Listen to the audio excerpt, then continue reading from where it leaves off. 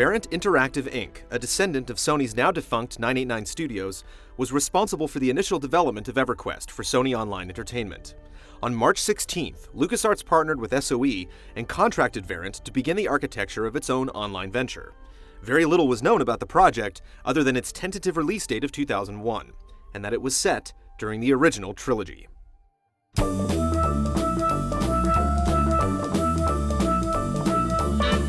Several months after the partnership, LucasArts announced Star Wars Galaxies. The massive multiplayer RPG was soon after hampered by the first of many developmental delays, pushing the release back further and further.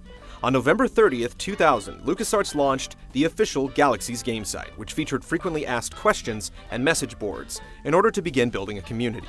By May 17, 2001, before much of any information was given concerning the game's development, LucasArts announced the game's first expansion.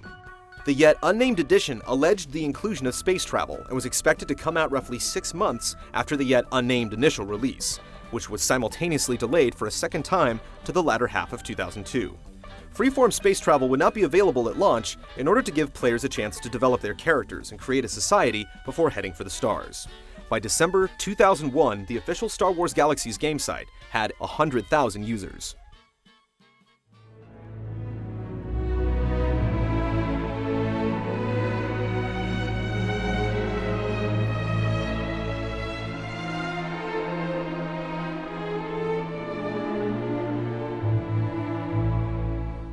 In May of 2002, Variant began amassing hopefuls for a closed beta version of Galaxies that was scheduled to begin in July.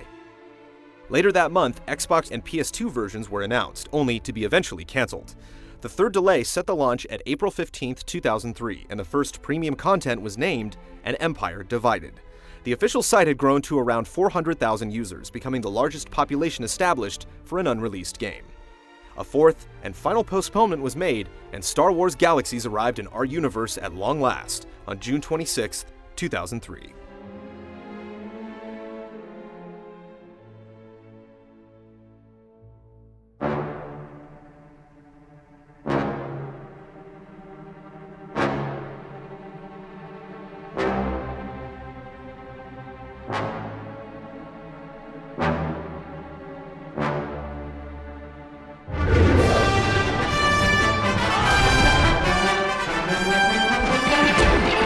Galaxies began shortly after the Battle of Yavin, at the conclusion of Episode 4.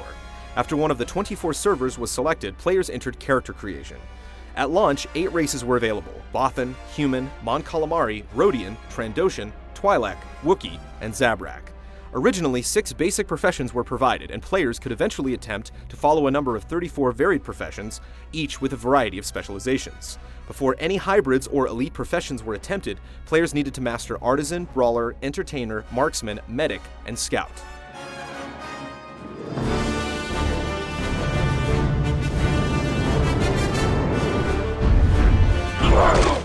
Professions were advanced by gaining experience and distributing it amongst various skill trees. Once certain trees were maxed out, the player gained mastery in that profession. Certain mixtures required mastery of 2 or more basic professions, while elites offered more specialized skill sets. Advanced professions included Pistolier, Merchant, Bioengineer, and Combat Medic, among others. In addition to the basic and advanced, players could also train in becoming politicians and pilots. Politicians were instantly available to all players, while Pilot was only accessible after the first expansion pack launched.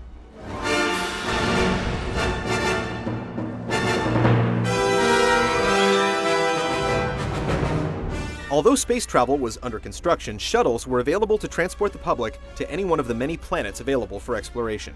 Players first set foot on Tatooine, but were eventually able to travel to Corellia, Dantooine, Locke, Naboo, Rory, Talos, Yavin 4, and the forest moon of Endor. Starwoids could pay their respects to Shmi at the Lars Moisture Farm, have a drink at the Mos Eisley Cantina, visit the Jedi ruins on Dantooine, or gaze past the treetops of Yavin.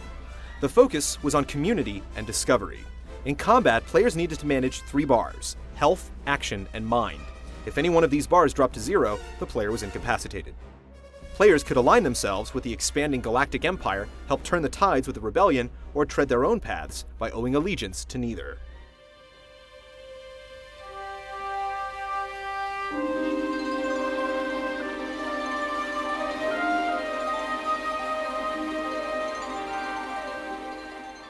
Although Galaxies brought an eager community into Star Wars lore, the launch content seemed void of one thing that made Star Wars what it was: Jedi. Developers stated that Force-sensitive characters were indeed available, however, attaining one was an incredible feat. On November 7th, the same day as the European release and nearly 5 months after launch, the first Force-sensitive characters were unlocked. It was later discovered that Force sensitivity depended on mastering 5 randomly chosen professions, determined at character creation.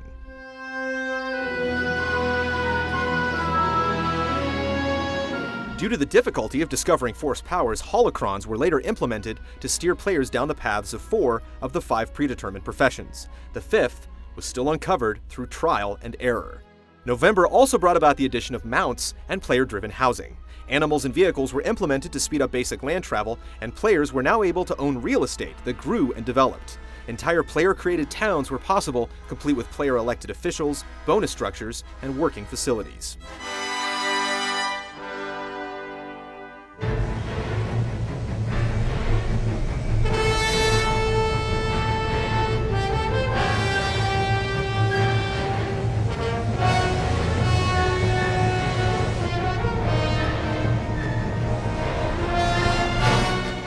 Although the first expansion pack was anticipated 6 months after the initial launch, Star Wars Galaxies Jump to Lightspeed was not released until October 27, 2004. Jump to Lightspeed introduced the Ithorians and the Celestrans into the racial mix, as well as opening up the vastness of space. Players could now train as pilots, falling into one of 3 divisions: Imperial, Rebel, or Freelance. Pilots could acquire and customize ships and navigate the void between all of the playable planets, as well as Kessel and deep space. The integrated land and space concept that was initially intended had begun to take shape.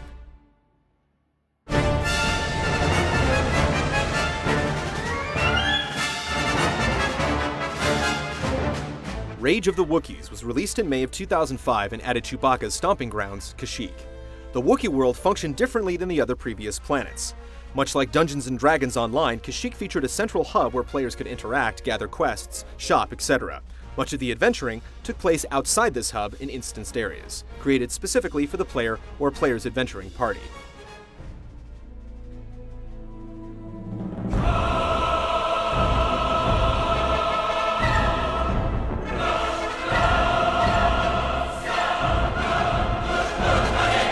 The third expansion pack was announced several months after Rage of the Wookiees was released. Trials of Obi-Wan became available on November 1st, 2005, before the end of the same year. The missions of Luke's former master attempted to capitalize on the success of the DVD release of the final installment of the new trilogy, Revenge of the Sith. Trials introduced the planet of Mustafar and its surrounding space. Mustafar returned to a more traditional planet structure. It contained several dungeons that required a group of about 8 to conquer, however much of the planet was public domain. Trials also included a cameo from Knights of the Old Republic's HK-47 as part of a quest chain.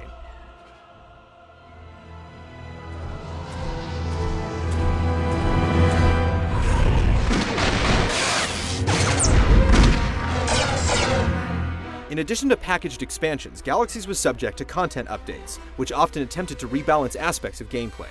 Most MMORPGs eventually have to endure some tweaks at one time or another, but few updates in the history of online gaming altered the original to such a drastic extent as the New Game Enhancements, or NGE, of November 15, 2005.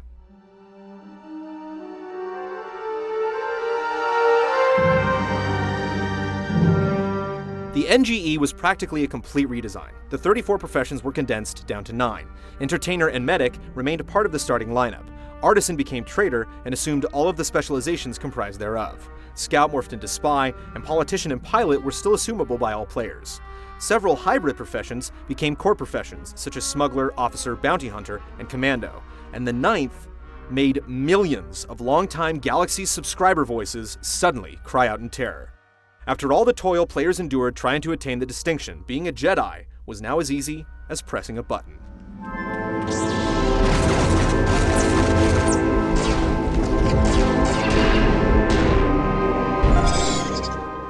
In addition to making the game noob-friendly, smaller aspects of gameplay were also changed. The alterations included a completely new targeting system, an expertise tree mirroring World of Warcraft's talents, and additional customizable options for traders and entertainers. The old advanced profession creature handler was incorporated into all characters via the Beast Mastery expertise tree. Numerous content additions and quests were added, as well as the Nova Orion Station starting instance and presents for players given out periodically.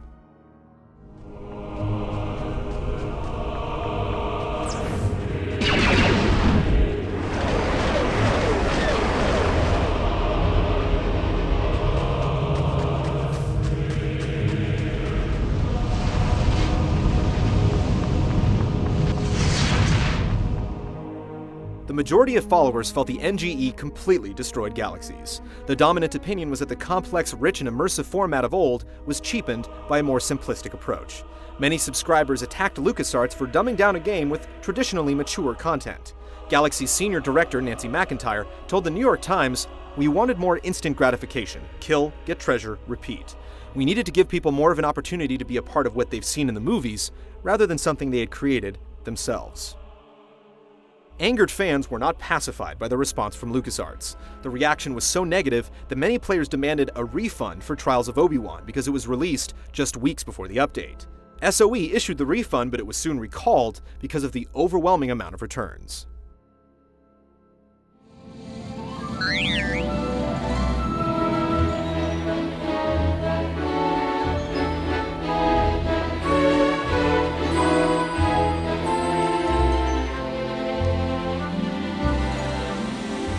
Upon release, Galaxies received mixed reviews. The game was initially lauded for its depth, character creation, skill development system, variety of professions, and player economy, as well as detailed graphics, vibrant, wide-open environments, readily available canonical cameos, and a massive universal scope. Criticisms mostly comprised continual glitches and, in some cases, unnecessary complexity and lack of direction. However, as the game continued to evolve, the criticisms began to outweigh the praise. With each attempt to rebalance the game, more and more players began to drop their subscriptions. As a sign of concession, SOE has recently attempted to re-implement some pre-NGE aspects of gameplay.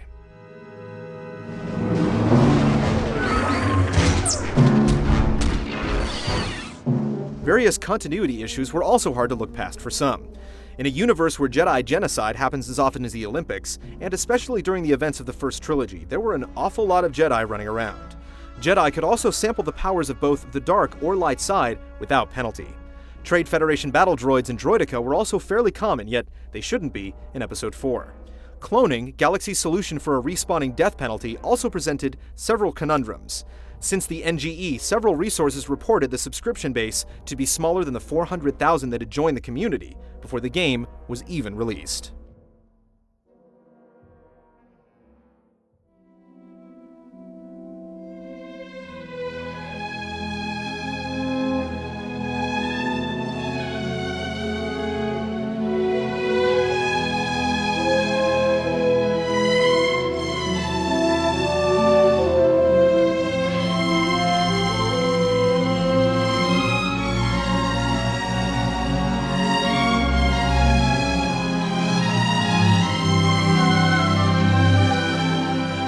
Small as it may be, there is still a community running the game on a daily basis. Sony's yearly fanfare brings together its legion of supporters from Galaxies to EverQuest to the Matrix Online.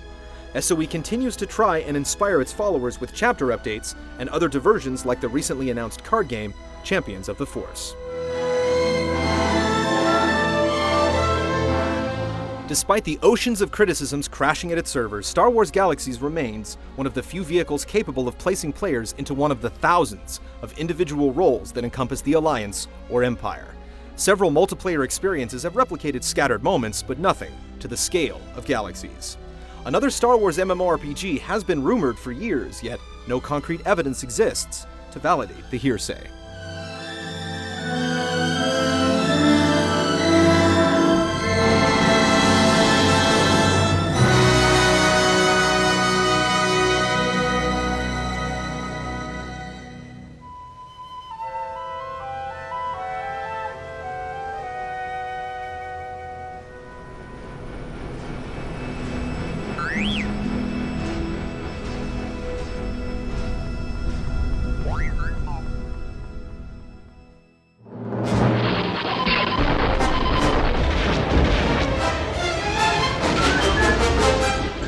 Episode 9, we'll take to the skies in two of the most revered flight franchises in Star Wars.